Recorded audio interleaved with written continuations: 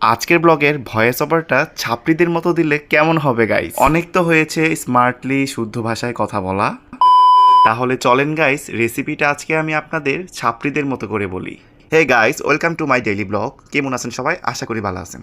আজকে আমি আপনাদের লগে শেয়ার করতেছি কাবাব স্টাইলে চিকেন। বরাবরের মতোই মানে প্রতিদিন রাইতের মতোই গতকালকে রাইতেও একটা সময় আমার খুব খাওয়ানোর প্যারা উঠছে। মানুষের ভিডিও দেখতে দেখতে মনে হইতেছে যে নিজেও বানাই গিয়া।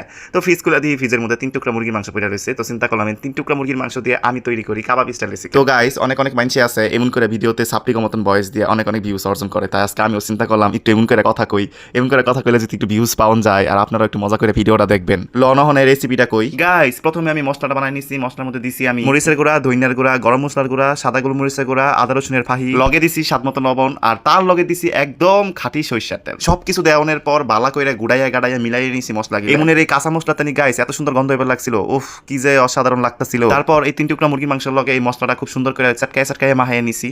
মাহানি শেষ হয়ে গেলে আমি আধা ঘন্টা লিগে রাখা দিছি ম্যারিনেশনের লিগে। তারপর আধা ঘন্টা পর আমি মাংসের ভাজবার লিগে সবকিছু রেডি করে নিছি গাইস। আর দেখেন এই যে কড়াইয়ের মধ্যে দিছি আর কি সুন্দর স্যাত করে উঠছে। আমি এই কড়াইয়ের মধ্যে প্রথমে কিন্তু দিছি সরিষা তেল, কোনো সয়াবিন তেল দিইনি, আমি সরিষা তেল দিয়ে মাংসটা বাইচে নিছি। আপনারা যদি পারেন এটা 1 থেকে 1.5 ঘন্টা ম্যারিনেট করে রাখলে এটা খাইতে আরো বেশি মজা লাগবে। এমন করে আমি 3টা কাবাবই বাইজা নিছি ডাকনা দিয়ে ডাইকে ডাইকে। আর গাইস চুলার জালটা কিন্তু একবারে মিডিয়াম ছিল, আমি একদম আস্তে আস্তে করে কাবাবটা বাইজা নিছি।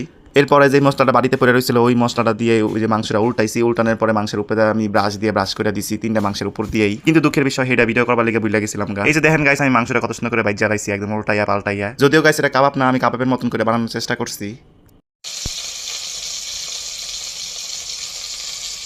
এই যে দেখেন আমার কাবাবটা ভাজা হয়ে গেছে গা। আমি একদম গরম গরম ভাতের লগে সার্ভ করতেছি খাইবার লিগে।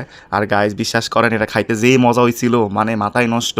এত টেস্টি একটা খাবার, মানে এত সহজে এত কম উপকরণ দিয়ে এত মজা করে যে বানানো যায় যে এটা আসলে আমি মাঝে মধ্যে রাত বিরাতে পাগলামি করে বুঝি আসলে। তো গাইস অনেকক্ষণ ধরেই মজা করছিলাম, মজা করে আপনাদের সাথে ভয়েস ওভার দিয়ে কথা বলছিলাম। আশা করি আপনাদের ভালো লেগেছে। তো এইভাবে কাবাবটা তৈরি করেছি। কাবাবটা খেতে সত্যিই খুব মজা হয়েছিল, খুবই মানে জুসি ছিল ভিতরে। তো আজকের ব্লগটি এই পর্যন্তই, দেখা হবে পরবর্তী ব্লগে। সেই পর্যন্ত ভালো থাকবেন, টাটা।